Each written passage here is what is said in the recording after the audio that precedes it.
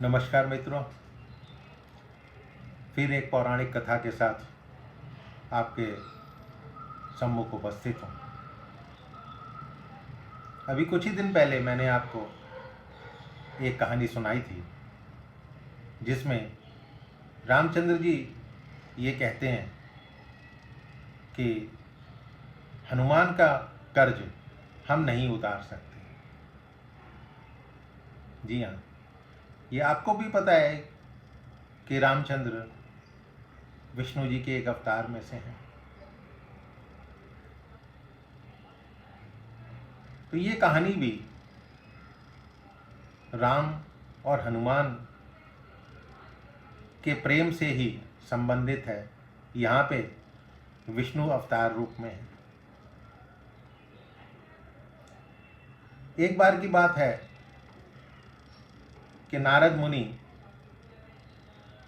भगवान श्री राम के द्वार पहुंच गए। नारद जी ने देखा कि वहां हनुमान जी पहरा दे रहे हैं।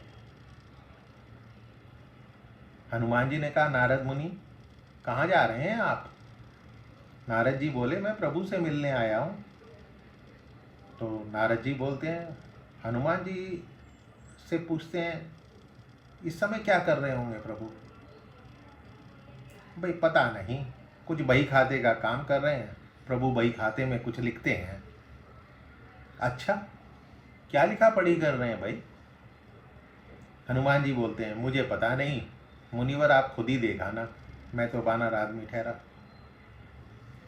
अब नारद मुनि प्रभु के पास पहुंचे तो देखा प्रभु कुछ लिख रहे हैं। नारद जी बोलते, प्रभु आप बही खाते का काम कर रहे हैं, ये काम तो किसी आप मुनीम को दे दीजिए, वो कर लेगा। प्रभु बोलते, नहीं नारद, मेरा काम मुझे ही करना है, मैं ये काम किसी और को नहीं दे सकता। अच्छा प्रभु, ऐसा क्या काम है, ऐसा क्या खास है इस बही खाते में आप जो लिख रहे हैं? प्रभु बोलते हैं, क्या करोगे नारद तुम इसे देखकर? नहीं प्रभु बताइए, आप ऐसा इस बही खाते में क्या लिखते रहते हैं? प्रभु बोलते हैं, नारद इस बही खाते में उन भक्तों के नाम हैं जो मुझे हर पल भजते हैं, मैं उनकी नित्य हाजिरी लगाता हूँ। नारद जी पूछते हैं, अच्छा प्रभु जरा बताइए तो, मेरा नाम इसमें कहाँ पर है? नारद मुनि ने बही खाते को खोल कर देखा तो नारद मुनि का नाम उसमें सबसे ऊपर था। अब नारद जी को तो प्रसन्न हो गए, उन्हें तो गर्व हो गया। प्रभु मुझे तो सबसे बड़ा भक्त मानते हैं, इसका मतलब ये है। पर नारद जी ने देखा हनुमान जी का नाम इसमें कहीं भी नहीं है। नीचे तक देखते चले गए, कहीं उनको हनुमान जी का नाम नहीं मिला। नारद जी सोचने लगे, हनुमान जी तो प्रभु राम के खास भक्त हैं, फिर उनका नाम इस बही खाते में क्यों नहीं है? क्या प्रभु उनको भूल गए हैं? अब नारद मुनि आए हनुमान जी के पास, बोले, हनुमान प्रभु के बही खाते में उन सब भक्तों के नाम हैं जो नित्य प्रभु को भजते हैं, पर आपका नाम उसमें है ही नहीं। हनुमान जी ने कहा, मुनिवर होगा, शायद आपने ठीक से ना देखा हो। नारद जी बोले, नहीं नहीं, मैंने ध्यान से देखा था, आपका नाम कहीं नहीं है। तो हनुमान जी बोलते हैं, अच्छा कोई बात नहीं, शायद प्रभु ने मुझे अभी इस लायक नहीं समझा होगा जो मेरा नाम उस बही खाते में लिखा जाए। पर नारद जी, प्रभु एक अन्य दयानंदिनी भी रखते हैं, एक अलग डायरी भी रखते हैं, उसमें भी वे कुछ कुछ लिखा करते हैं। नारद जी बोलते हैं, अच्छा? हनुमान जी ने कहा, हाँ। नारद मुनि फिर गए प्रभु श्री राम के पास और बोले, प्रभु सुना है कि आप अपनी अलग से दयानंदिनी भी रखते हैं, उसमें क्या लिखते हैं? श्री राम बोले, अरे वो तुम्हारे काम की नहीं है, तुम क्या करोगे उसे देखकर? नारद जी बोलते हैं, प्रभु बताइए ना, मैं देखना चाहता हूँ कि आप उसमें क्या लिखते हैं।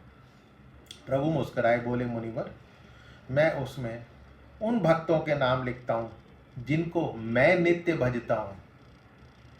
देखिए, वो कह रहे नारद जी को, मैं उसमें उन भक्तों के नाम लिखता हूँ जिनको मैं नित्य भजता हूँ।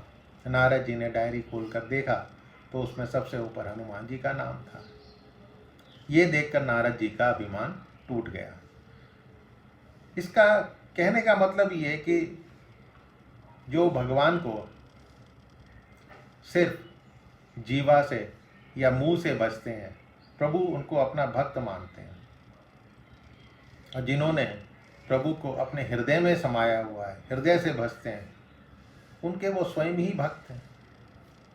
इसीलिए तो पिछली कहानी में भी कहने का मतलब ये है कि रामचंद्र जी हनुमान जी का ऋण कैसे उतार सकते थे। हनुमान जी ने तो उनको अपने दिल के अंदर बसाया हुआ है। ठीक है, तो दोस्तों, ये कथा आपको कैसी लगी? पसंद आई हो तो अपने इष्ट मित्रों से शेयर कीजिएगा और हमारे चैनल को भी सब्सक्राइब कीजिएगा ताकि नई कथाओं के बारे में आपको जानकारी मिलती रहे। फिर हाजिर रहूँगा एक नई कथा के साथ। धन्यवाद।